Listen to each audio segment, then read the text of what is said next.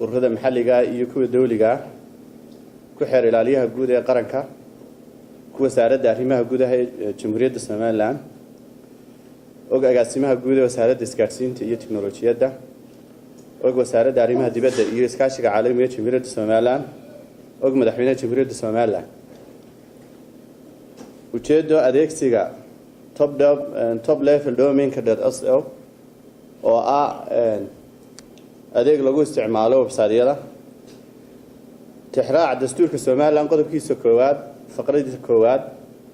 iyo xeer nidaamyaha dhismaha wasaaradaha iyo hay'adaha dawladda xeer number 1/2018 ee madaxweynaha Jamhuuriyadda Soomaaliland soo saaray wasaaradda oo xil saaran qaranka Jamhuuriyadda Soomaaliland adeegsiga iyo maamulidda isgaarsiinta iyo tiknoolajiyadda wasaaradda iyadoo sidoo kale ogsoon raadka ay ku yeelan karto isticmaalidda waxa la yiraahdo top-level.so taasoo ay dhaawici karto qarannimada iyo madaxbannaanida Soomaaliland waxa wasaaradda isgaarsiinta iyo tiknoolajiyadda soo saartay go'aamada hoos ku xusan ee la xiriira domain.so waxa ka reeban adeegsiga top-domain-level.so cid kasta oo cinwaan kula internetka sida jaamacadaha shirkadaha baananka ururada maxalliga iyo kuwa dawliga oo dhammaantood ka diiwaan gashan Soomaaliland laba waxa la farayaa mulkiilayaasha mareegaha internetka ama website-yada ee imika isticmaala top-domain-level.so ga inay muddo 30 maalmood kaga wareegaan muddadaas oo ka bilaabmaysa berri oo bishu tahay 12 una wareegaan kuwa madaxa bannaan ee cid aan lahayn sida .com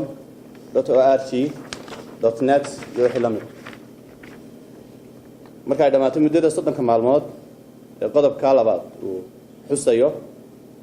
waxa la xayiri doonaa ama la xanibi doonaa website kasta ama mareeg kasta oo isticmaasha top-level-domain.so allaam hadle waa go'aankii wasaaradda isgaarsiinta iyo tiknoolajiga oo mahadsanti wasiirka aan ku weydiiyay su'aal magacayga waxaan farcamade waxa ku socdaa telefishinka SBC sida waxaad soo saarteen go'aan ka dhana SO oo sida muuqata dowladda Soomaaliya ay maamusho ama leedahay ama u diiwaan gashan Soomaaliland ahaan bedelkeeda shabakadaha iyo shirkadaha aad uga digteen inay isticmaalaan oo haysan meel ay isticmaalaan oo lagu bedelo SO oo iyagu adeeg marka waxaan ka hadlaynaa waxa la yiraahdo top-level domain weeyi ama waxa weeye adeeg website-yada adeegsadaan waa laba qaybood qaybta koowaad waa country code ltd baa oo wadamaale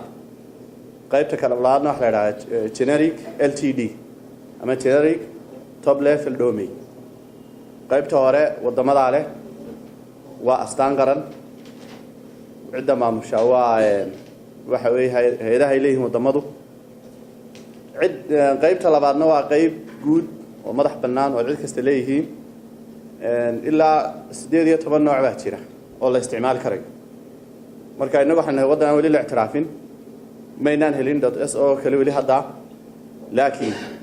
maadaama aynu madax bannaanineeda ka qaadanay Soomaaliya ilaa imkana ay sheeganayso inuu qayb kamid ah nahay ma isticmaali karayno .so waa sida calanka waa sida lacagta waa sida astaanta qaran waa sida maaragtay baasaboorka oo kale isaga laftigiisa oo ka taagan tahay marka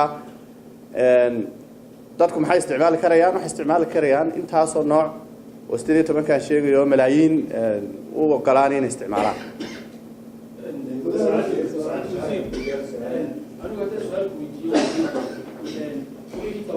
Somaliland مجال في الدراسة واحد دراسة كان استعمال مدة مراتب بكتش دوشة 2 5 3 ها سريع أبيع الدراسة ها يعني نطبق marka waad hawsha furuuyadu waa qorshe qaran ku dhan yaal wasaaradda kaligeed maaha wasaaraddu qaybta waxay fulinaysaa farsamada ama qaybta technicalka hawsheedu way socotaa furo waddan kale oo iminka isticmaalayna ma jiro warbaahinada qaar baa qorayay taas wax jira maaha laakiin qorshahaas uu socdaa muddo inuu qaatana laga yaaba sida ictiraaf raadinta weeyi laakiin qorshaheedu waa la dhigay hawshana waa lagu jiraa meel fiican way maraysaa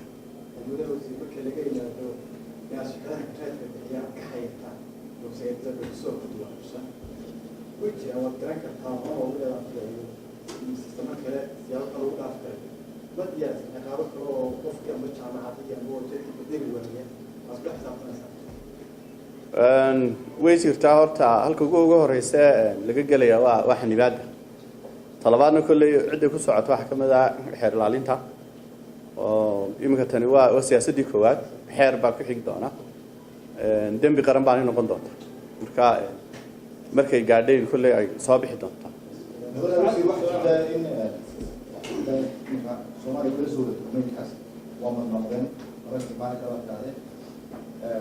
هذا الطرق كله والناس معنا فايتو يعني معنا عنش موجودين ممكن جد وياه هذا الطرق كله الناس معنا إنه لا سمال إنه الناس معنا wuxuu kaga duwan yahay tan domainku iyadu waa magac qofku bixisanayo uu dooranayo hadaad tusaale ahaan oo kale aad doonayso inaad wasaaradda isgaarsiinta oo kale aad u samayso waxaad dooran kartaa wasaaradda isgaarsiinta.com wasaaradda isgaarsiinta.org.net waxaad helaysaa intaas oo option ama waxa weeye magaco ka doodayn karayso tan laakiin 252 waxay sameynaysaa shirkado waxay leedahay hay'ado gaar oo maamula marka iyada laftigeedu ma aha in isticmaalayna hawshiinu ku jirnaa hawshaas ma socotaa marka ay noo dhamaatana waynu sheegi doonaa hal mid baan doonay inaan ku daro kulley waxa weeye su'aasha la socota waxa weeye qarannimadu waa waxaynu 27 sanadood aynu joognay marka waxa weeye dhammaan shirkadaha iyo hay'adaha isticmaalaya .so marka dunida kale la eego wax lagu garanaya tahay Soomaaliya Djibouti inagu xigtay imika waa .dgway Ethiopia.et Imaaraadka kale waa .ae marka .ae marka la wax la garanaya wadanka uu ka tirsan yahay oo yahay inaguna kama tirsanin Soomaaliya waynu ka madax bannaanahay marka ujeedada ugu dambaysa waa taa weey waxa la helayaa intaas oo maaragtay doorasho kala duwan oo qofku helayo marka muddadaas wadanka maalmood gudahooga ha kaga baxaan وانا mahadsantiina salaam وين دمي يا معي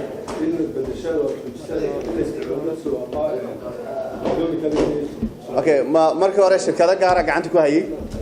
oo way madax banaanaayeen laakiin waad ogeedeen muddo dhowr maalmood ka hor in dawladda ay la soo wareegtay waa hanta ay leedahay dawladda Soomaaliya